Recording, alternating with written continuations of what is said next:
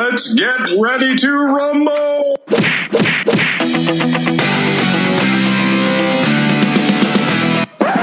Welcome to Boxing Unwrapped. It's Boxing Unwrapped, the boxing podcast with more bottle than a second-half Arsenal team. I'm Ryan. I'm Andrew. Do you think some of the people who listen are just probably not interested in football or craft beer and therefore find it very difficult at points to listen to our podcast? Maybe they're trying to figure out the references. I don't know. I'd like to think that it's so wide-ranging that we encapsulate everything, or they're just like, oh, that's probably funny for a reason. That sounds like it might be funny. I'll chuckle along. Chuckle along, guys. Chuckle along. Well, guys, we are back with What the F is the boxing news. We had a bit of a late episode due to some laptop failure last week, but we are back on time and in demand, so don't worry. But Andy, do you want to tell the good people what we've got in store for them this week? I do. So we're going to have a bit of a review of what the results from last weekend were. We're going to flag up what the fights are upcoming this weekend, one card in particular that we're obviously going to speak about. What went wrong last week? And it was Ryan's turn for a little bit of psychic powers. Indeed. The psychic podcast, man. We will have a little bit, although I couldn't find that much interesting random news. And then, of course, as we always do, we will talk about what grinds the gears and round off with a little bit of listener corner. And we will do it all, I should say, Ryan, under immense time pressure, because this time it is my laptop that I'm having some severe power-up issues with. So I've just ordered on Prime, so it's coming tomorrow, a replacement laptop power cable. But my cable is no longer functioning to power the laptop. So we've got one shot, Ryan. One shot. One take. Fucking Joe Rogan doesn't have this shit, man. Right. Well, then, before the power runs out, let's dive into what the F are the results from last week. And they are blah, blah, blah, blah, blah, blah. So there was the rather stacked card on DAZN and Sky Sports from Maryland, wasn't it? Maryland. Yeah, which was supposed to have Usyk on it, but didn't. To have Usyk on it, but didn't. But as a result, bumped up to sort of top of the bill was Devon Haney, the up-and-coming, highly touted young prospect from the States, fighting the giant at lightweight Antonio Moran. And Haney looked pretty exceptional in dispatching Moran in 7 rounds. He looks a real deal. We keep saying that about lightweights. Yeah. I mean, I think lightweight is going to be, it's this kind of interesting division that's getting really shit hot. I would argue, I think that there's probably a real issue with being 6 foot tall and a lightweight. You cannot possibly be carrying too much power at being 6 foot and weighing fuck all. I checked a strong wind again just to make sure that I wasn't speaking nonsense, and it does say on BoxRec that he's 6 foot, and he did look tall and gangly. I don't know if he quite looked 6 foot, but he did look pretty kind of tall and gangly. Yeah, but I mean, to be fair, Devon Haney was destructive. He looked unbelievable. Did you hear the Sky commentators were going actually, do you know what? They should just pull Moran out, because there's no point in him just getting absolutely destroyed, because this is going to end really badly for him. But he's done his bit. He's been game. They did say that, but then he also said that, I'm not sure whether Haney's got the power to really do a conclusive stoppage and get him out of there. And he said that in the 7th round before he delivers a knockout of the year contender. Totally. Commentators curse. Yeah, man. I mean, but it was pretty interesting. Now, what happens with Haney going forward? I think obviously we've got Luke Campbell versus Lomachenko. So there's this weird WBC round robin for the mandatory, where it's him, Teofimo Lopez, and stuff. And I think Devon Haney, I think is head and shoulders above in terms of experience. But, I would like to see the fight between him and my boy Teofimo Lopez. I think that's the kind of test for Teofimo Lopez.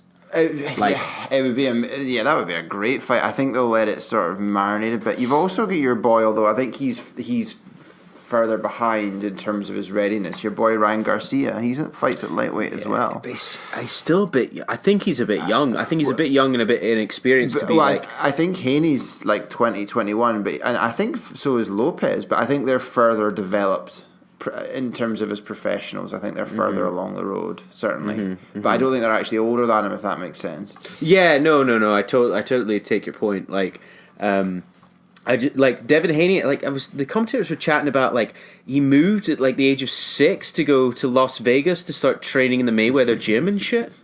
Yeah, he's got that sort of super fluid style of the the very best that I've been doing it for a very long time, from my young age. We talked about the late comers versus the ones that have been doing it since day dot, and you can tell he's like a kind of day dot. He reminded me a little bit of Prograis, actually, the way he fights. I totally take your point. He's quite low guard, but very good at slipping and moving, and doesn't mind throwing his punches on the wrong foot and stuff. It's quite interesting, but devastating. Yeah, the knockout was unbelievable, but his all-round, his all-round performance, he looked pretty incredible, I thought. Yeah, agree. Definitely agree. So it'll be interesting to see what happens next. Jessica McCaskill versus Anahi Sanchez, super lightweight unification bout. It's good to see high-level women's boxing on these cards, I think. Actually, and this was a bit of a barn burner, was it? Yeah, man. There were no punches pulled. Pardon the pun. Yeah, I mean, there's a lot of chat about saying that this is one of by the end of the year will be considered one of the best women's fights of the year. Not necessarily because it's the superstars, but obviously there's belts at stake and the competitiveness and just the physicality of the fight. It was just exchange after exchange after exchange. It was really high octane, high excitement. So it was a very, very good advertisement, I think, for women's boxing in terms of just the nature of the fight and how superly aggressive they were and unwilling to take a step back and just put it all on the line, just both basically exhaust themselves. So I thought that was pretty awesome. Yeah. So it was a very, very good, and I thought as well, the two of the cards were far too wide. I think most people, everyone agreed McCaskill won, but that it was a close-ish fight, rather than winning by 6 and 7 points, which two of the judges had by. So, but pretty impressive. These are both women that have been beaten by Katie Taylor in the past. Who hasn't been beaten by Katie Taylor? She's a machine. But of course, we can talk about her a little bit very shortly. Yeah. My boy, my tip for the top, the heavyweight division. Hrgovic. Wasting no time. Fuck, man. He came out, that boy Gregory Corbin, I don't think he really had any place being in the ring with Hrgovic, but Hrgovic dismantled him instantly. Yeah. Super quickly. I was watching the fight on YouTube and I was amazed at how quick the fight was, because the actual video was 17, 18 minutes, and I was all right, so Hrgovic does him in a few rounds. I did not expect first round fucking overdone. It was such a kind of short swing. He kind of caught him, as Corbin's head was kind of going down the way, and he just caught him with a little really short right, and it was just buckled him, did it? He just collapsed him, and that was it. And he looked all over the place, Corbin. So Hrgovic has clearly got power in them hands. I think, I don't know. We'll see who he fights next, but I think he's I think he does look like he might be the real deal. See, it depends on how he takes punches and stuff. But he certainly looks destructive, and he's this kind of the sort of new breed of like mega sized heavyweights, isn't he? He's like 6'6", I don't know what, like 17, 18 stone. You know, he's a massive man.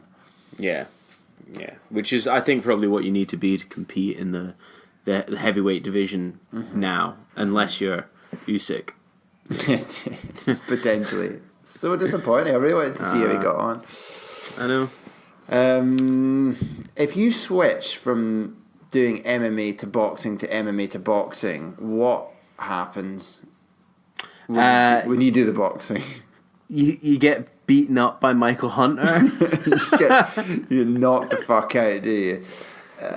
So as I think we this was a premonition, wasn't it? We said this is going to be like a mismatch and he's going to last no time. So Michael Hunter dispatched of Fabio Maldonado at the second round TKO. Hunter, I'd like to see Hunter fight someone decent. He's not fought. Joe Joyce.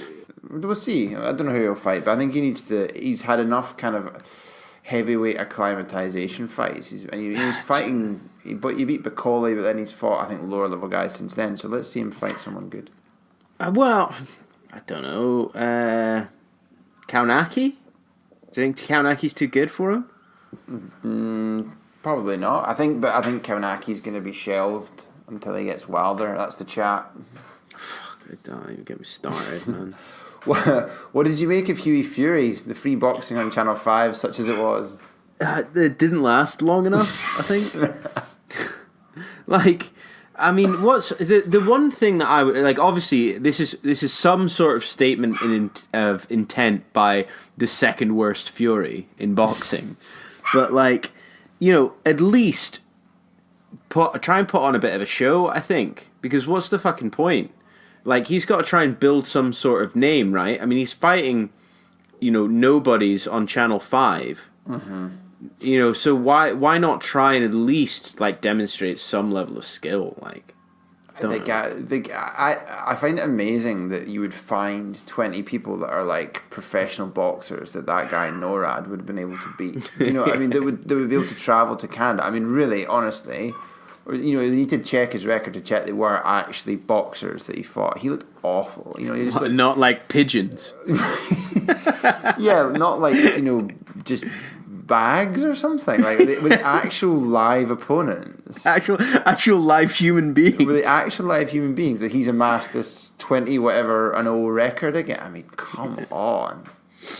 He just looked like a bloke off the street. He looked like a painter that's sort of down on his luck. Oh no, man. I know. Oh, me. Anyway. It was poor. Like, you know, from Hughie Fury's perspective, right? He's got a long road back, so he needs to be at least fighting named opponents. Yeah, I think maybe that's fight a Kevin Johnson. Kevin Johnson. When is there an episode where you don't talk about someone fighting Kevin Johnson? Kevin Johnson, I think, is he not now retired? Please tell me he's retired. I think he'll come out of retirement, man. He'll come out of retirement. He's going to be a promoter, I think. He said he was going to be a promoter. Like a promoter for like gatekeeper fighters. That would be. I don't know where he's. Maybe to start out with that, you know, go with what you know. Go with what you know. I know this market really well. Yeah, I can help you become the next Kevin Johnson. I'll be like, I don't want to become the next Kevin Johnson. You got punched in your face your entire career. Oh, me. Yeah. You know, I mean, there's like there's a compliment, a backhanded compliment for someone. You look like you could be the next Kevin Johnson. Oh, dear God. Should we move on? I think we should move on. Let's move on. Right, so let's move on to what the F are the fights this weekend? I don't think there's any boxing on this weekend. Well, I don't think there's any boxing worth staying up for / paying any money for, to be honest. Well, I lie. The undercard's quite good. The undercard is good, actually. The undercard is good. So let's talk Joshua versus Ruiz Jr. Live from Madison Square Garden. You know, I mean, it was they you're found not doing Michael Buffer at a job, Ryan. Jesus Christ. I just have such little motivation to talk about this fight because obviously Ruiz Jr. is a late replacement, right? That's fine. They had to find someone who was willing to fight Joshua with 40 days notice. Mm-hmm. To be honest, I don't think we should have been in the position where we were talking about Joshua fighting Big Baby Miller anyway. I think that's a fucking dog shit fight as it was. Mm-hmm. This is, I mean, who knows? I'm not really that sure that Ruiz is much worse than Miller. I think they probably would both eat the same amount of cheeseburgers in a day. Do you think? Do you think if they fought each other that there's a good Miller and Ruiz Jr. fought each other, there's a good chance that the referee would die from suffocation? Or maybe they would collide and create a black hole because a tear in space-time continuum. Yeah. There's just so much mass hitting each other at once. When both fighters have bigger tits than the ring girls. Right. I don't feel we're being very objective. Do you want to give me your prediction for the fight? I think Joshua will he starts slow as it is, right? I don't think that he's going to want to put on a bit of a show because obviously this is his US debut. Mm-hmm. So I don't think he's going to want to come out and knock him out in 2. So I would say that he knocks him out in 4. Okay. I'll go knocks him out in 6. 6. I think that's wise as well.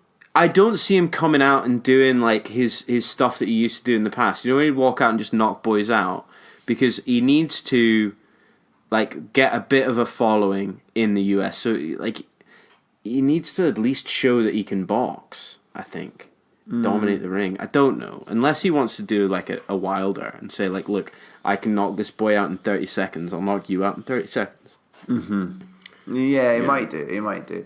Yeah. I don't know. I think it'd be interesting to see how durable Ruiz is. I think he might be reasonably tough. But I mean, you can't see him kind of. I know he went the distance against Parker, a few years ago. You don't know if he's quite the same as he was then, and also, he did visibly tire in the middle stages of the fight, and I don't think Joshua will give him much peace. So I don't think he'll go that. I don't think it will go very deep. No. Katie Taylor, the unification fight against Delphine Pursoon. And we said that this should have actually gone to the top of the bill. They could have done that, couldn't they? We did say they could have done it because actually it this is audacious. Yeah, it would have been a statement of intent. But also this is the most interesting fight out of them all. Will Katie Taylor actually do something that Anthony Joshua is struggling to do?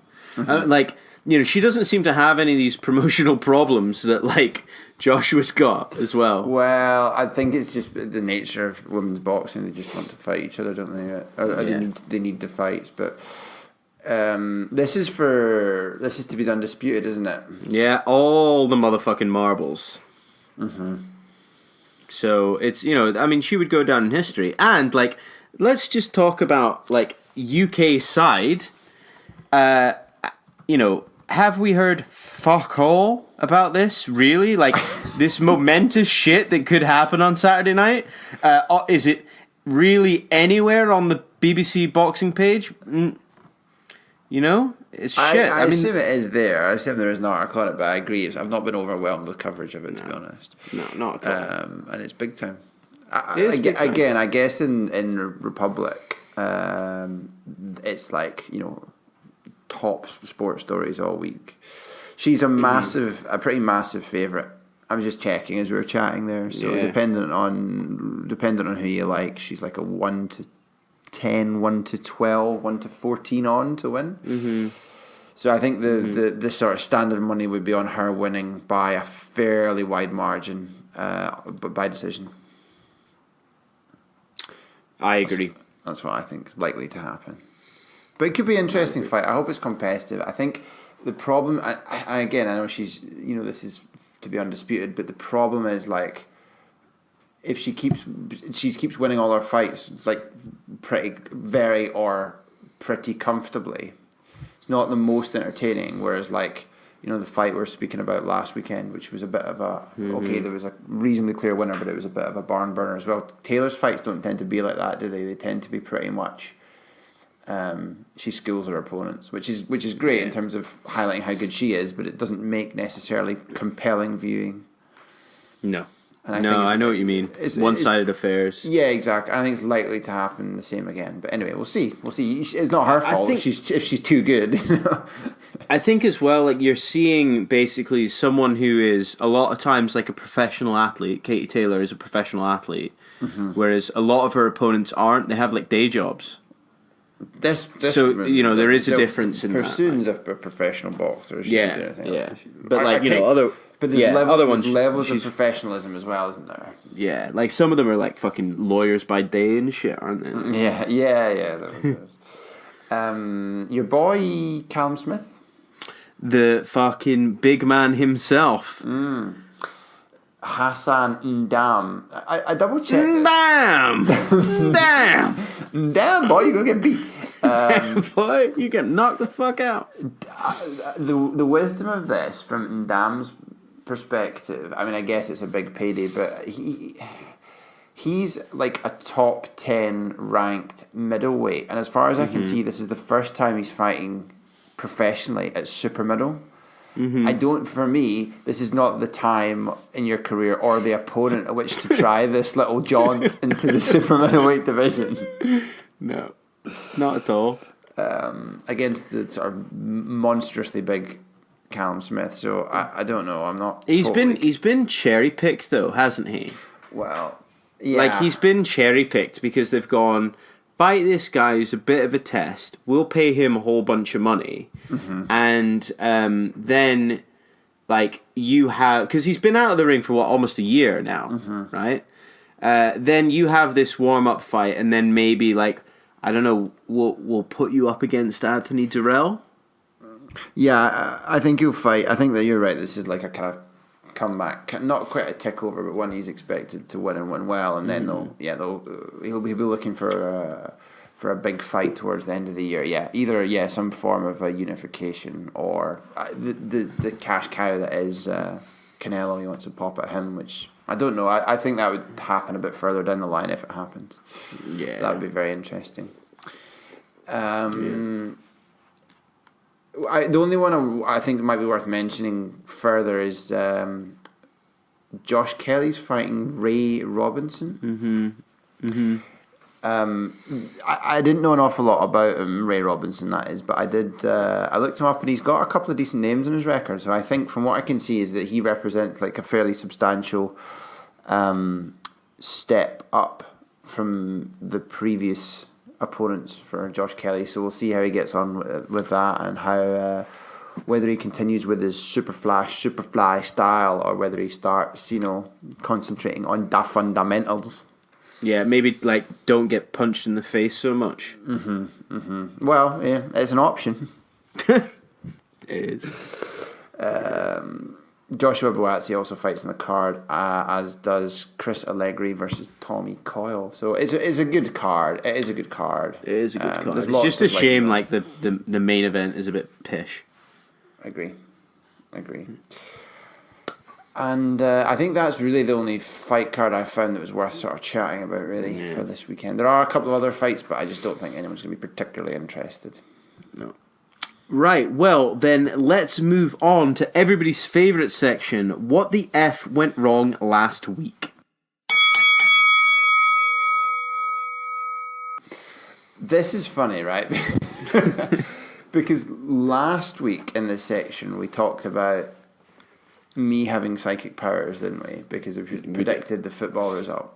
Yeah. And you're being very like flippant with it. and also like a little bit offensive when you were talking about the 5 Live boxing podcast, specifically about the lack of coverage for Josh Taylor. Yes. And you said they won't go and see him. They're too busy tossing off Wilder, right? Yes. And then at the start of their podcast, since we recorded that, at the start of their podcast, they started, despite there not being any British involvement, they started with Wilder as the lead piece in the podcast. Then they talked about having been in Stevenage for Billy Joe Saunders' non-event fight, although it was for a title. And then they got Taylor on the phone. Yeah, so you were right. Totally.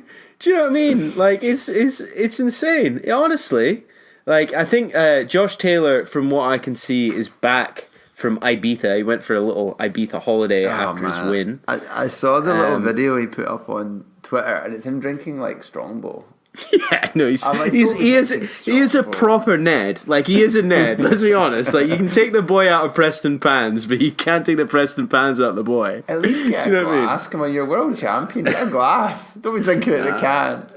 Man, like, he's back in Preston Pans at the moment, because I saw like a video he put up on Instagram where, like, I don't know, he was around at like one of his parents' house, and they like cooked him like a tomahawk steak, but like.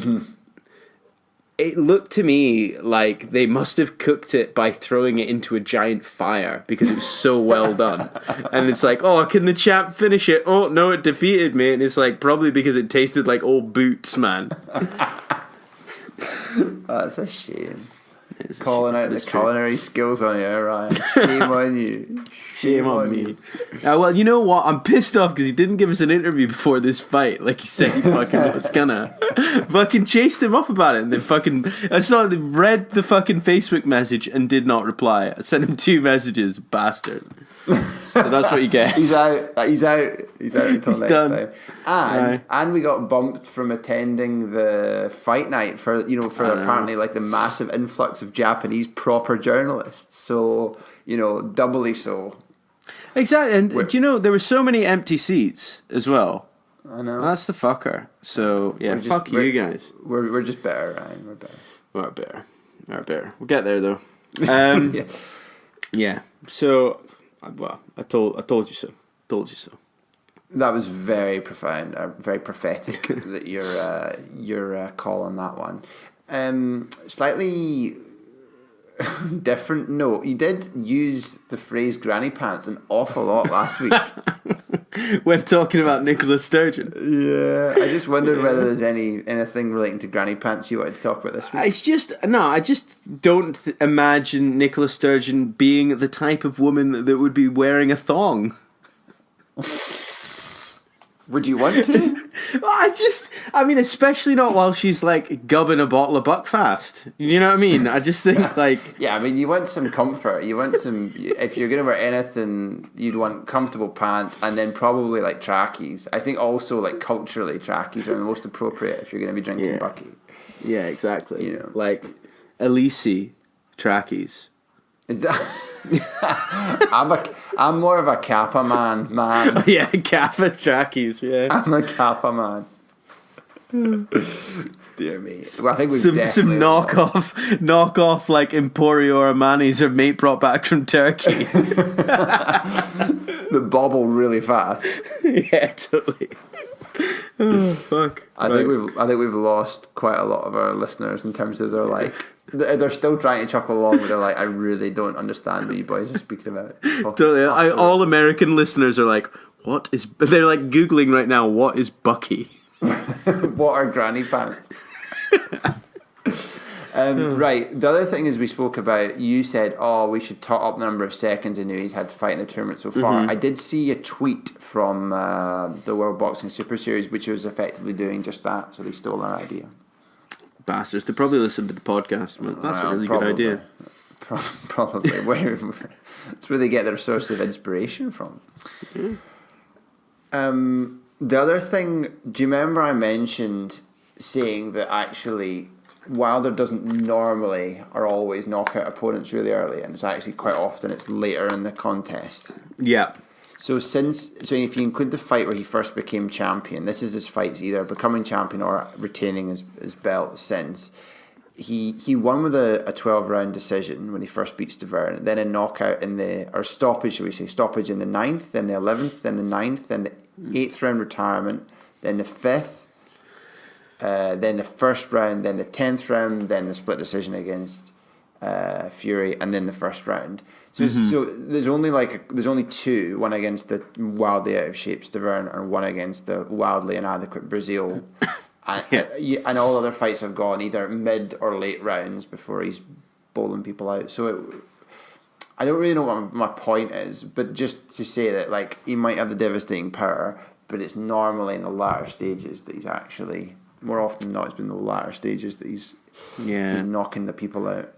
Like due to like tired shit opponents, right? Honestly, I was going through his record, right? I thought you were going to say I was going through his pants drawer. Yeah. Deontay Wilder wears granny pants. You heard it here first.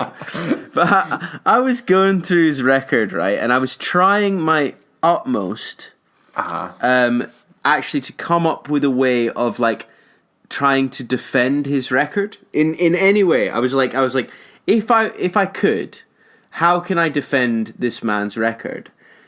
And I literally just can't. I cannot find... Yeah, we've spoken about this before, but yeah. Yeah, I know, we have spoken about it tons, but like, I just can't find a reason to believe that he's been tested other than a not that great Tyson Fury. Like, I think Tyson Fury, and after another couple of fights, like, will do way better against Deontay Wilder. So I think that there's just so much protection. He's just irrelevant, man. He's just irrelevant. He has a super padded record. That much is without doubt. In terms of how many, like, how just we talked about, just for the most part how bad most of his defenses have been in terms of how bad the standard of opponent is. But anyway, we'll see how he gets on against Ortiz. He might get unlucky. He might get found out against Ortiz. He was on the brink last time, but I don't know. You think Ortiz is not like a fine wine? He's not continuing to develop. He's like, now into his 50s, I think. So it's a tall order. If he was honest about his age, then he could become the oldest. He could usurp Foreman. He probably could, because he must be 60. Do you think if he wins it, he's going to like pull a birth certificate out of his pants and being like, I'm actually 65. Got you. I'm only joking. There's nothing to suggest that he's not the age he's claiming. Apart from genetic testing. The other thing is, you know how last week we said we're not active enough on Twitter? Yes. So, I don't know if you noticed, but I did a couple of tweets this week. I did notice. It's good. Very effective, weren't they? Well. So, I tweeted the 3 different bookmakers who all say, tweet us with your crazy idea for a bet and we'll give you odds on it. And what did they all independently immediately tweet me back? No, we have nothing. Basically, fuck off. They weren't even like humorous about it. They're just like, no, we're not doing that. I was like, can you not like sugarcoat it a bit for me? Do you know why? Because like the odds will be, I think A, they might think that there's some sort of insider shit on it, but B, they all know exactly where it's gonna fucking be. Like, we'll make that 100-1 on then. Yeah, I suppose. If you're that confident. But then they have to give the other ones at long odds. Maybe they just don't. It's the sort of thing that maybe would be a bit of a pain in the ass to price, and no one else is going to bet on it. Like literally, no one else is going to bet on it. So they're like, I just don't care. Why bother? But it was a bit disappointing. I felt a bit kind of like cheated by the whole process. It's like, just tweet us and we'll get right back to you. Yeah, telling me no. You're telling me there's absolutely nothing we can do for you. Sorry. I was like, make up some odds. Like, I'll make them up if you want. That was all I had, unless you've got anything else, Ryan, for... No, not for what the F went wrong. Should we dive into some random news then? Should. Right. So... Can we just get the one thing out of the room? I just want to talk about Tommy Fury for a minute. The second shittest Fury, right? So he's the one that's had one professional fight. He's had two professional fights, both complete nuggets, right? But he's only 18. Okay. So what do you think he's doing to try and move forward with his boxing career? Is he fighting another person this summer? Or is he going on fucking Love Island? Feels like a setup. I'm going to say he's going on Love Island. Ding, ding, ding! You are correct. Like, what? Who is advising him and going, do you know what, Tommy? That's a great idea, son. You go on Love Island, make yourself look like an absolute tit while you try and shag a bunch of birds. Drink a whole bunch, and then, we'll set you up with another nugget later on. Like, either you're serious about your boxing career or you're not serious about your boxing career. Do you think do you think he's like a product of our times? Do you know what I mean? Where it's kind of like he's looking at it as opposed to going, I'm going to be a breakout boxing star. It's like, I'm going to become, have notoriety and fame, and then transfer that into my professional sports career. I'm sure he's probably not thinking exactly but do you know what I mean? Is it like... I think he's a product of the fact that his brother is a multimillionaire, so he doesn't have the same level of hunger. You know what I mean? Like he doesn't need the rocket up his arse, and I think it shows a lack of desire.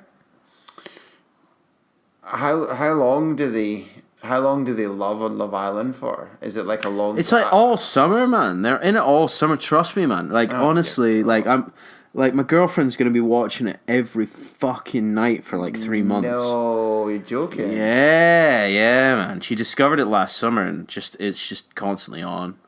Oh dear. Yeah, that sucks to be you. Well, yeah, I make her watch boxing. I don't really watch it. I find other things. I just can't deal with it. I can deal with a lot of reality television. I'm not gonna lie. I'm a big fan of the "I'm a Celebrity, Get Me Out of Here" shit. But this is like Big Brother meets I'm a Celebrity with alcohol and sex, and the people who go on it are thick, really thick. Well, really probably thick. More malleable. You can probably more prone to you can manipulate the situations more easily if they're dim. Oh, absolutely. They have no strategy in them at all, right? The strategy of a dormouse. Sounds painful. It is painful. It's painful. So anyway, that's happened. Okay, good. Mm-hmm. Anything boxing related you'd like to talk about, particularly? Do you know what I would like to flag up before I forget? Yes, please. The documentary Katie, about Katie Taylor, is now on Netflix. Ah, okay. And it's like a really, really solid documentary. So rather than watching Love Island, you could watch that. Very good. Very good. I'll give it a watch. I've got Netflix. I haven't watched it, but I hadn't seen it advertised actually. It just came on. It just came on today. Good. Yeah. Okay. So. Anything else? No. Should we talk about Joe Joyce? We should do, because this is something's gone desperately wrong in terms of his sort of management team, because they actually seem to have sort of positioned him against a live opponent. So I don't know what's happened. It's very strange. It is a strange one, actually. I don't. Is this a statement of intent?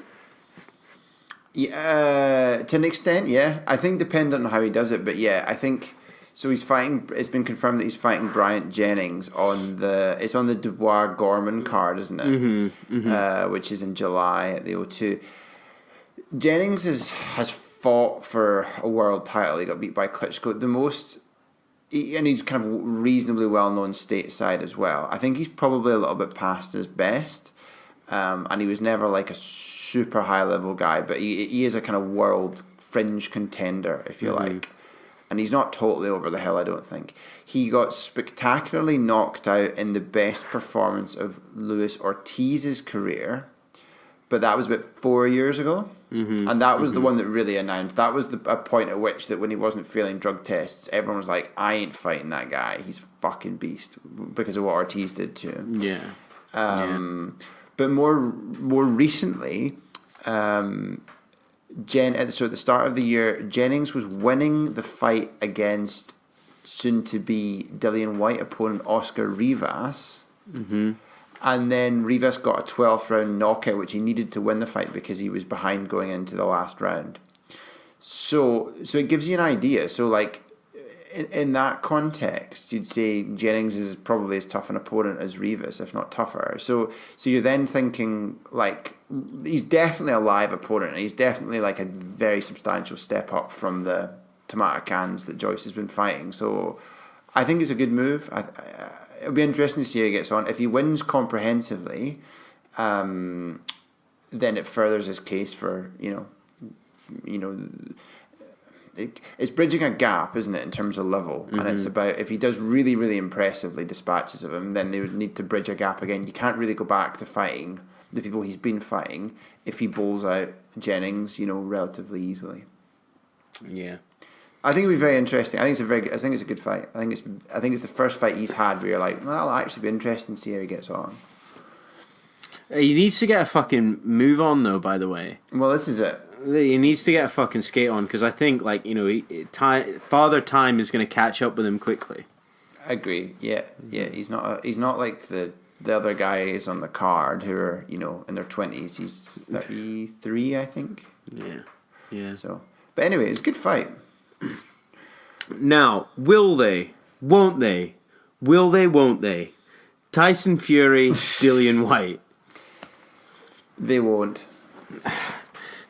Now, here's another thing, right? Though I saw Eddie Hearn being interviewed about this, and he's saying the WBC is going to order them as an eliminator for Deontay Wilder, and it will be for the Diamond Belt. He did say that, and he said they're going to make it. I think it was today, but Fury's come out saying, I'm not fighting in any mandatories or any eliminators, any of that nonsense, and I don't want his stupid belt, and I was only joking and all this nonsense. So he's saying, I'm a fuck fighting White. So if that's the attitude, then what happens? Like, this is the shit that WBC needs to sort out, because what happens then? If Tyson Fury refuses this fight, do they say, okay, after Wilder's next fight, Dillian, you are the mandatory and you have to fight Wilder, which then throws even more shit with the whole AJ Wilder fight not happening? I think what they should say, if the WBC had any sense, I think what they should say is clearly White should be the mandatory because of he's been the highest ranked one left. Wilder's getting the is a voluntary against Ortiz. So you would say, right, you can fight Ortiz, that's your voluntary. You've got to fight White next, and the only excuse you would get for not fighting White next is if you agree terms within a set period of time to fight Joshua instead. And I think that's what they should do it. And that's it. Simple. Yeah, that is logic, Andy.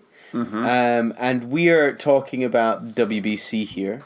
Well, the same organization that currently seems to be doing some sort of weird, series on gout on their website. Honestly. Yeah, so in their news section, I shared one article today on the Facebook page, which is, what are the 4 stages of gout? Why are they talking about gout? Is it from all the rich food they eat on their comp trips? I have absolutely no idea, right?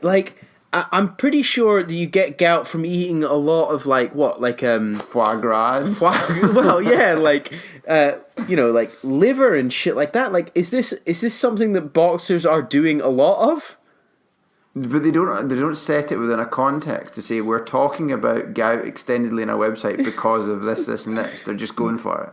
No, they're just going for it. This is the WBC Nutrition Committee putting these things out. These guys are crackers, aren't they? It's dude, it is fucking bonkers. I don't get it. Right? So, and this isn't like just like one random article. They did one on the 18th of May called Gout Information, right? And then they did another one on the 26th of May, which was the 4 stages of gout. So I don't know why they're doing like a series on how to prevent gout. Like, what the fuck? This is a boxing sanctioning body. What is this about? Next week they're gonna do an extended piece on like chlamydia or something. I don't know, man. That would make more sense to me, right? If they did an extended series on chlamydia and how boxers can avoid chlamydia, I could get that, right? But gout, like, I just don't understand it, man. Very, very odd. Maybe are we missing something here? If anyone knows, please let us know at Boxing Unwrapped. Tweet us and say the reason they're talking about gout is because we're a bit confused. Yeah, totally. Like, is it something that athletes are prone to? And I guess we're gonna have to talk about it because we've danced around it quite a lot. Wilder is fighting Ortiz in a rematch that no one asked for or wants. Come on, right? I think very specifically you don't want it. I think Wilder's saying it's a chance to be more like conclusive, as opposed to tottering around for like 3/4 of a round, where he's basically out on his feet, and it's just because he's fighting like an entirely fatigued older gentleman that he managed to recover. He wants to show he's more destructive, more conclusive. I think that's what he's saying. I don't know. So they'll have a bit of interest. The thing I read said it was going to probably be in September, possibly in LA, but I don't know. But he's announced that. I don't think the details are confirmed, but the fact that they're fighting, I think, has been announced. I think that's been confirmed. Yeesh. I don't know. I hope Ortiz beats him. I would love Ortiz to beat him. Spectacular drugs cheat. Actually, do I? Ortiz beats him. No, I was going to say Ortiz beats him really comprehensively and then fails another drugs test, but then he would get to keep his belt, would he? I don't know what I want to happen. I want them both to lose. I know, like one of those like Hollywood like both knock each other out at the same time kind of thing. Yeah, but then he would keep his belt. There's no way for him to lose and keep his belt apart from if he's a drugs cheat. If Ortiz fails a drugs test, anyway, we'll see what happens. But it's not without risk. And if he's determined that he's not going to fight White and he didn't want to rematch Fury, then Ortiz is probably as dangerous as anyone else. Unfortunately. So anyway, we'll see what happens. Ryan. At least it'll get out of the way. It's not going to be a trilogy unless Ortiz wins, is it? So at least it's another one of them out of the way. Do you see what I mean? Another potential. I suppose. I just like. I'm sick of everybody saying like, no, he's dodging. No, he's dodging. Like, I think it was quite interesting actually. Something that Eddie Hearn said is he said like, I don't think it's Wilder. I just think he's actually just being advised really, really poorly. Because like he's being offered more money than he could even fucking dream of. And he's turning this shit down. Yeah, I think there's a bit of gamesmanship about that as well, though. Like, to say, oh, look, he's being advised. It's kind of like, it's almost like you're kind of going, oh, because you're not a real man and you're not making your decisions. It's a sort of like attempt to kind of goad him into agreeing with it. But I mean, he said, "Oh, they're talking about the two of them need to sit down." Like, you'd think at some point they would have a conversation. Like, they could sit, even like a phone call. You would, or maybe not a phone call because you don't know if it's being like taped or whatever. But yeah, just to have a chat.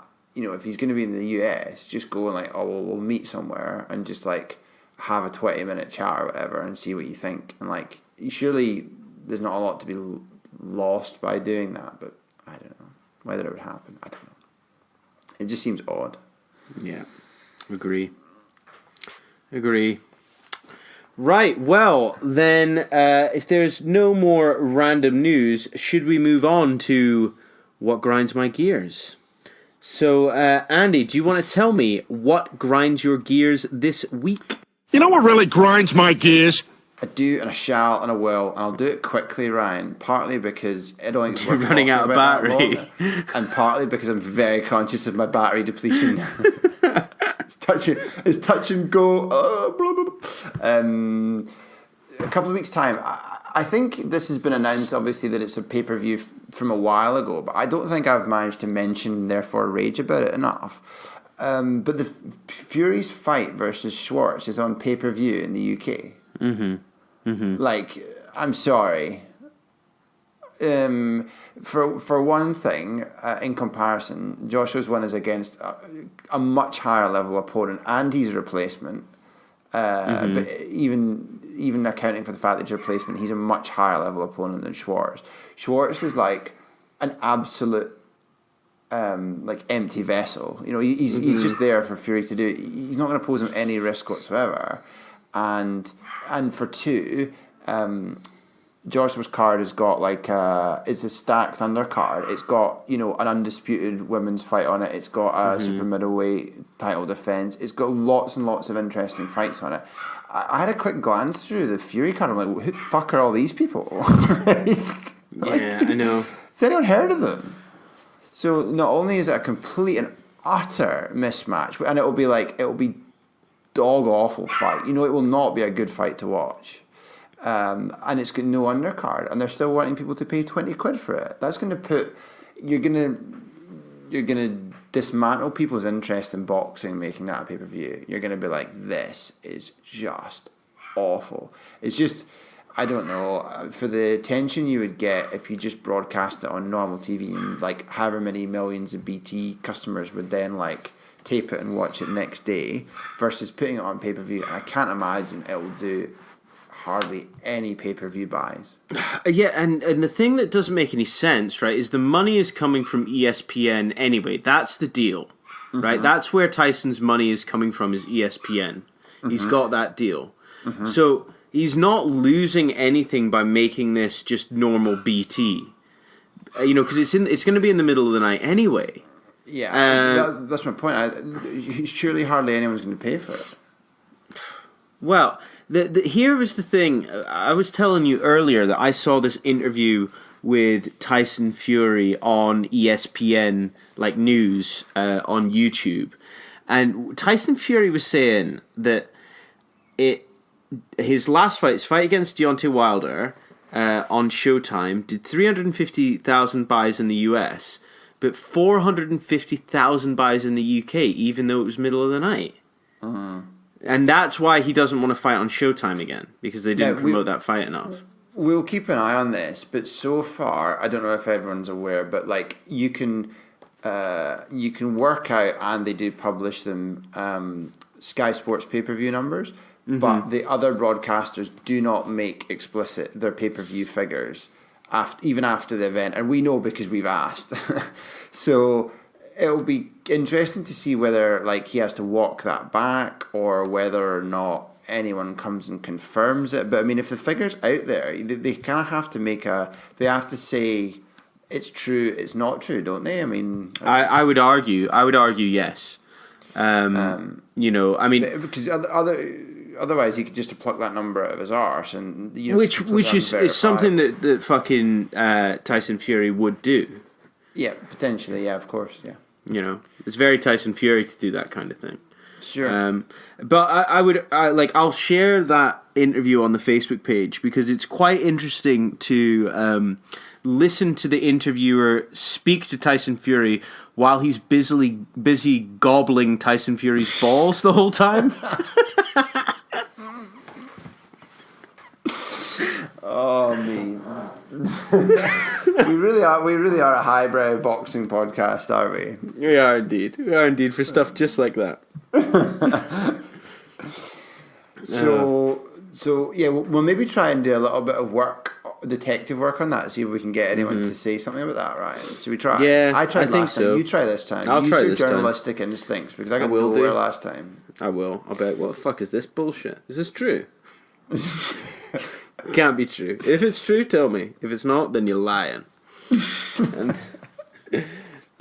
So, should we move on? Yeah, let's move on, yeah. Well, I'm keen to know, Ryan, this week, what's been grinding your gears? You know what really grinds my gears?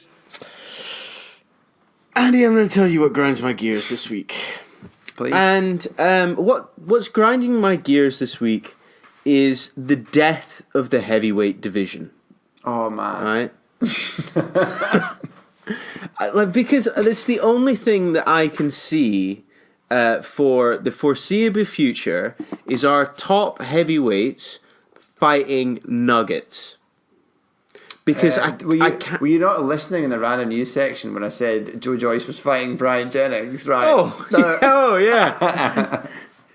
But you know what I mean? Like, until you're getting someone further down the line that's maybe got a bit of talent, like, Filip possibly Hrgovic. Hrgovic, yeah, exactly. Until he's had a few more fights under his belt to the point where he would rate fighting someone in the top 10, then actually we're just going to be seeing these fucking Deontay Wilder Ortiz fights. Dillian White hanging around for 2 years until he can fight Deontay Wilder. Tyson Fury fighting fucking nuggets on his ESPN deal for $100 million. And then Anthony Joshua going around like arguing like, well, who can I fight? There's absolutely no one to fight. So he's going to be fighting guys who are at the bottom of the top 10 or whatever. Dillian White over and over again at the O2. They're just gonna Dillian White and him do like 5 or 6 fights at the O2. They just book it out every 6 months. I take your point. It's just the problem's the lack of depth. Yeah. It is the lack of depth. So I kind of want to almost forget about the heavyweight division for a while because it's irrelevant, right? I think we should be focusing on the lightweight division, the super welterweight division, the welterweights to an extent, super lightweights, because actually these are exciting divisions where shit's happening, people are fighting, and they're good fucking fights. Oh, and light heavyweights, obviously, light heavyweight. Oh, light heavy, man, fucking light heavy's got to be the World Boxing Super Series next time round. Come on, let's do this. I mean, there are some really, really exciting divisions out there in boxing. It's just the heavyweight one isn't one of them. Yeah, isn't one of them. And I think that actually, we should, as a podcast, really try our best to focus on some of these fights that people should be watching on the undercard, because the undercards are where you're going to see these guys. But actually, a main event fight is going to be dog shit, but we can hopefully point you into the lighter weight divisions that are actually the ones to watch. So I was just thinking something like this is kind of fantasy football equivalent, but think about this, right? See, we're talking about lightweight division, right? Imagine, because you've got Lomachenko, he should go back and fight at lightweight Garcia. Mm-hmm. You've then got Haney, Teofimo Lopez, Ryan Garcia, all up and coming. You've got Gervonta Davis will move up in weight and fight in that division, and Burchell probably will as well. So imagine that. Imagine all of those guys all in that division as well. That would be an insane division of talent. I know, it's crazy. The best. It's the best, right? So I think we should really try to signpoint people to these fucking lighter divisions that are actually way more exciting than this bullshit heavyweight stuff that's going on. Yeah, there's a lot of chat back and forth, but that's all there is. Fucking bullshit chat, man. It's true. There's too much of the attention and not enough fighting. This is the thing. If it's like 3 or 4 fights in a year that are relevant in a division, and that's like potentially like an hour or 2 hours of action. It's like imagine talking about one football match for a year. Do you know what I mean? Exactly. Like, I mean, for all the stuff that we say about Josh Kelly, right? He only fought like a few months ago, like a couple of months ago. Yeah, true story. Yeah. And then he's coming out and fighting again. So there's a lot of exciting shit going on there. It's just not happening in the heavyweight division. I think like as the stewards of boxing, we should be pointing people towards the decent shit to watch. Let's do it. Less heavyweight, more lighter weights focus. Yeah. Okay, let's do it. Let's do it. Good one. I liked it. Turned it around. Sounded positive by the end there, Ryan. Pretty much, man. Pretty much. Right. Well, let's finish off with some listener corner, and I want to speak directly to Terry Tibbs Talk to Me via Apple Podcasts because our man left us 5 stars. Great podcast. These guys, Ryan and Andy, have me in stitches every single time. Their every time. Their knowledge of boxing is second to none, and the passion they have for the sport is clear to see. Unlike other boxing podcasts I've tried, this one is easy to listen to and keeps me engaged throughout. Keep up the great work. Boom, boom, boom. Boom, boom, boom. Terry Tibbs really does speak for the thousands and the millions listening. And the millions listening. Exactly. So the name is a reference to the, what was it called? The phone jacker. Yeah. Terry Tibbs, talk to me. Talk to me. Talk to me. Talk to me. Fridge freezer, talk to me. Talk to me. That was funny. Yeah, it was great, that one. It was a good show, actually. It was a good show. Yeah. Great. Anyway, thank you very much for the review. Yeah, thank you very much for the review. And so, as we said before, guys, we haven't won, so you can still leave us reviews. It is encouraged, and very important. Right. Well, let's leave it there for this week. But we will be back soon with some more deep dives and news for you. But with that in mind, it's goodbye from me, Ryan. And goodbye from me, Andrew.